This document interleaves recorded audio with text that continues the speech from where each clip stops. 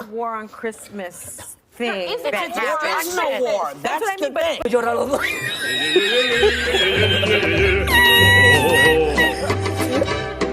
Well, there's no war on Christmas. That's like some right-wing trope that only dumb people believe. Meanwhile, the war on Christmas continues apace. Yesterday it was Rudolph. Today it's something else. Well, the forces of darkness rung in the holiday season with an attack on Rudolph the Red-Nosed Reindeer. That was at HuffPo. But those attacks have expanded to a more familiar line of attack, the classic holiday song, Baby It's Cold Outside. Cleveland radio station WDOK has dropped that song from its Christmas lineup after a listener called in to complain that it was inappropriate somehow in the wake of the Me Too movement. How about fat-shaming songs about Santa Claus?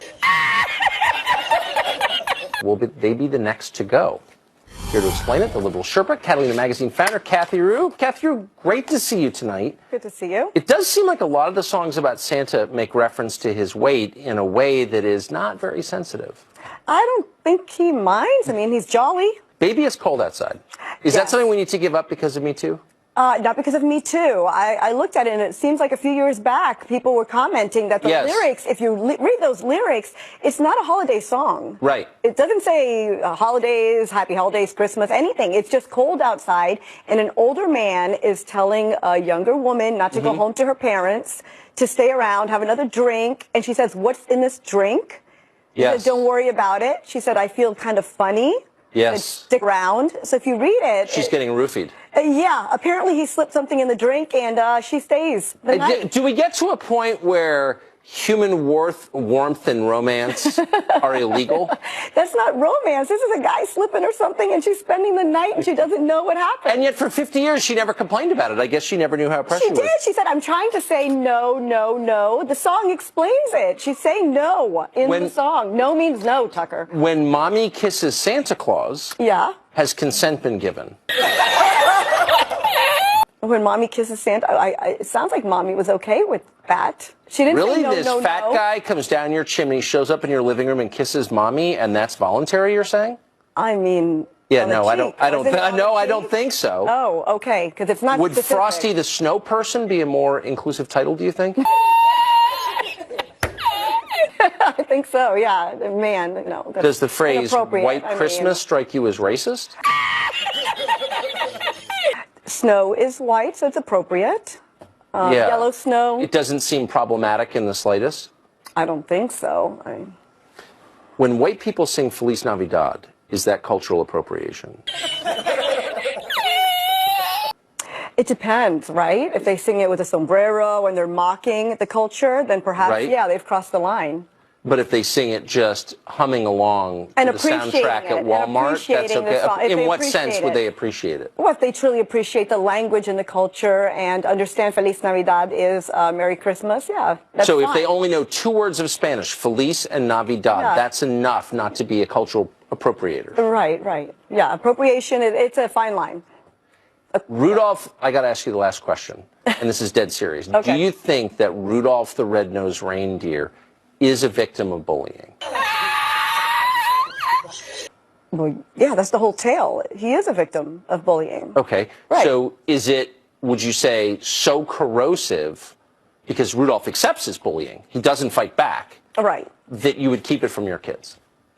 You would have to talk it over and explain it with the kids. The kids nowadays understand anti-bullying much more than kids when that was first created. But when it comes on, do you sit your kids down and say, look, Rudolph's about to be bullied. He seems complicit in his own, right? There's a little Stockholm syndrome going on now. He doesn't even know he's bullied. He's leading the sleigh anyway. As you would sit down with the child to explain any bullying story. So yeah, Rudolph now needs an explanation. Do you think that detracts from some of the childlike joy of Christmas? When you explain to your kids No, it's a little scary, I think, for this generation to see that Rudolph is being bullied.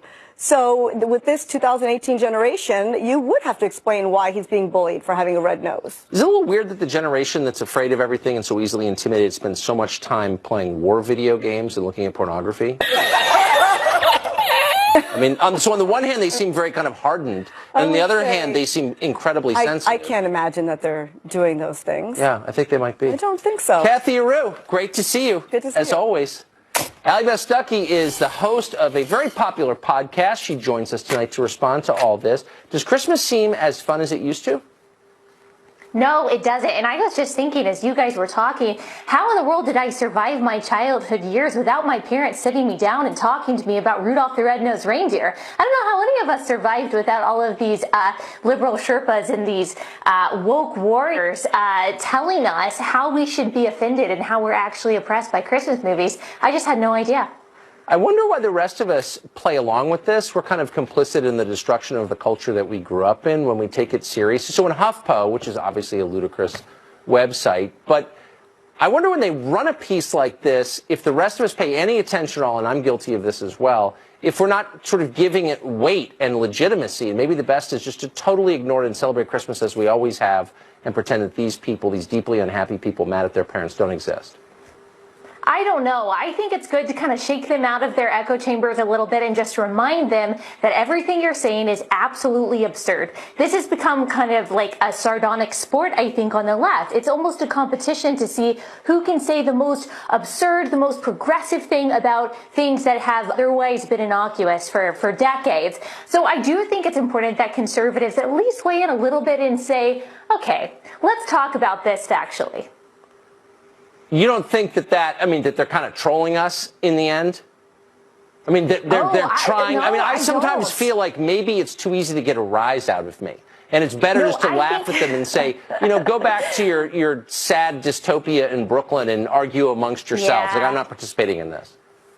Yeah, I see what you're saying, but I don't know. I think that we do need to weigh in on these conversations because if we let them slide, they do slip into the mainstream. I wish that they were trolling us. This is why it's so hard to parody the left. It's why it's so hard to have satire of the left because the things they say sound like satire.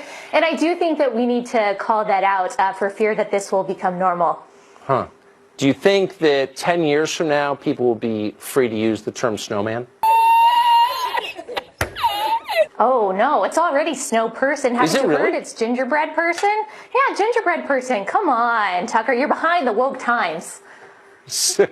My producer just said in my ear, snowfolk? Have you heard of this? Snowfolk. I can't even say that. Snowfolk. I can't say it. I'll have to work on that one. I'm not playing along. The mailman brings Christmas cards with snowmen on them. That's the world that I live in. Oh, man, you're going to get censored. And I'm not changing. Baby, it's cold. Baby, it's cold.